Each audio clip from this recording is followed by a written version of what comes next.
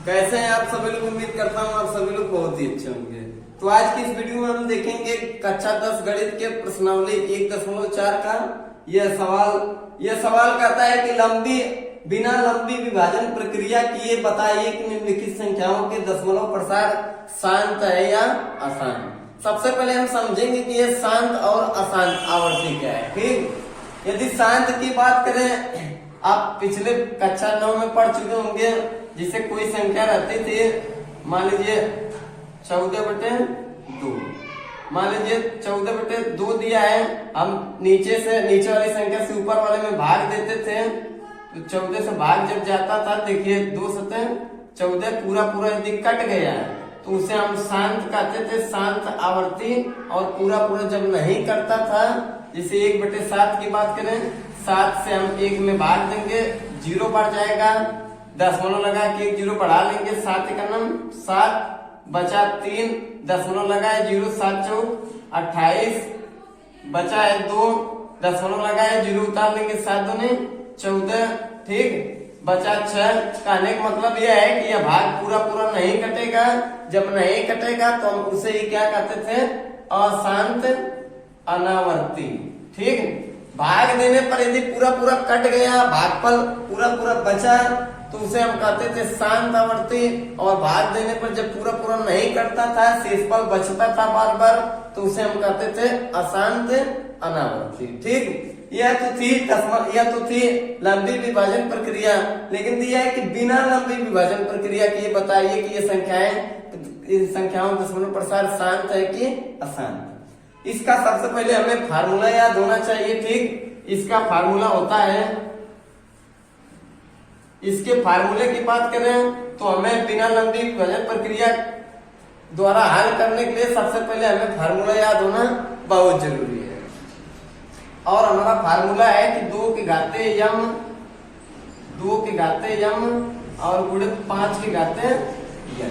ठीक, ये हमें याद रखने की बहुत जरूरत है, तभी हम बिना लंबी विभाजन प्रक्रिया के बता पाएंगे। 2 के घाते यम गुणे 5 के घाते यन। और यह कब लागू होता है, सिर्फ हर पर। ठीक, हमें हर का अभाज्य गुणनखंड करना है, इसको घात के रूप में हर को बनाना है। यदि घात का रूप 2 के घात कोई संख्या बचती है, 5 के घात कोई संख्या बचती है, या इन दोनों गुणनखंडों के साथ इन कोई भी घात आती है, तो हम कहेंगे कि शांत आवर्ती है। और इन दोनों की संख्या के अलावा कोई तीसरी संख्या आती है, तो हम कहेंगे अशांत अनावर्ती। ठीक, तो सबसे पहले हम समझेंगे ऊपर अंश क्या दिया है, हमें अंश से कुछ नहीं लेना देना है। अब देखिए, ये हर की बात करें तो इसमें दिया है, पहला सवाल जो है 3125। सबसे पहले हम इसका अभाज्य गुणनखंड करेंगे, 3125 काट देंगे तो सबसे पहले किससे कटेगा, 5 से। ठीक, तो देखिए 5 छक 30 और बचा 12, 5 दूनी 10, बचा 2, 5वां 25। फिर 5 से काटेंगे, देखिए 5 एकदम 5, 5 दूनी 10, 5वां 25, और 5 दूनी 10, 5वां 25, और 5वां 25, और 5 एकदम 5। इसके अभाज्य गुणनखंड की बात करें तो यह आया है, देखिए कितने बार है, 1 2 3 4 5। इसे हम पूरा लिख सकते हैं, 5 के घाते 5। तो इस प्रकार हम इसे लिख सकते हैं कि 13/5 के घाते 5। आपसे बताएं कि ये जो फार्मूला है, या 2 के घात अकेले कोई संख्या है, ठीक, या 5 के घात अकेले कोई संख्या है, तब ये क्या होगा, शांत आवर्ती। ठीक, तो हमें यही बताना है कि कौन सा शांत आवर्ती है, कौन सा अशांत अनावर्ती। ठीक, तो यह 5 के घात 5 यह अकेले आ गया। ठीक, 5 घातीय के रूप का बना, तो इसे हम कह देंगे कि यह क्या है, शांत आवर्ती। इसे हम कह देंगे कि यह क्या है, हमारा शांत आवर्ती। हमें फार्मूला याद रखना है, सबसे पहले हम इसे लिख देंगे शांत आवर्ती। अब देखिए, अब अगले सवाल की बात करें तो दिया है 17/8। फिर आपसे बताएं कि सिर्फ हमें किसे तोड़ना है, हर को। तो लिख देंगे 17/8 है, तो 8 को आप लिख सकते हैं, 8 को लिख सकते हैं, देखिए 2 गुणे 2 गुणे 2, क्योंकि 2 दूनी 4 और 4 दूनी 8, इसका अभाज्य गुणनखंड यही होगा। तो लिख देंगे 17/, ये दो का कॉमन फैक्टर 3 बार है तो लिख देंगे 2 की घाते 3। अब देखिए यह भी 2 अकेले क्या आया है, 2 के घात कोई संख्या अकेले आई है तब भी हम इसे क्या कर देंगे, शांत। ये शांत आवर्ती है। इस तरीके से हम पता कर सकते हैं। अब बात आई अगले संख्या की, तो दिया है देखिए नीचे 455। हम 455 को काटेंगे। देखिए 5 से काट देंगे, 5 9 45 और 5 देखिए 5 एक नम 5। अब 7 से कटेगा, 7 एक नम 7 7 21 और 13 का नम 13। देखिए यह तो हो गया 64 बटे देखिए एक गुणनखंड आया है 5, एक आया है 7 और एक आया है 13। आपसे बताए हैं कि 5 यदि अकेले रहे तब तो शांत, 5 के साथ कोई दूसरी संख्या रहे 2 को छोड़कर तब भी क्या होगा, अशांत अनावर्ती। तो इसे हम डायरेक्ट लिख देंगे कि यह क्या है, यह इसके रूप का नहीं है या इन दोनों के रूप का नहीं है, तो इसे हम कह देंगे अशांत अनावर्ती, अशांत अनावर्ती। ठीक, हमें याद रखना है जब शांत की बात करेंगे तो शांत आवर्ती, अशांत की बात करेंगे तो अशांत अनावर्ती।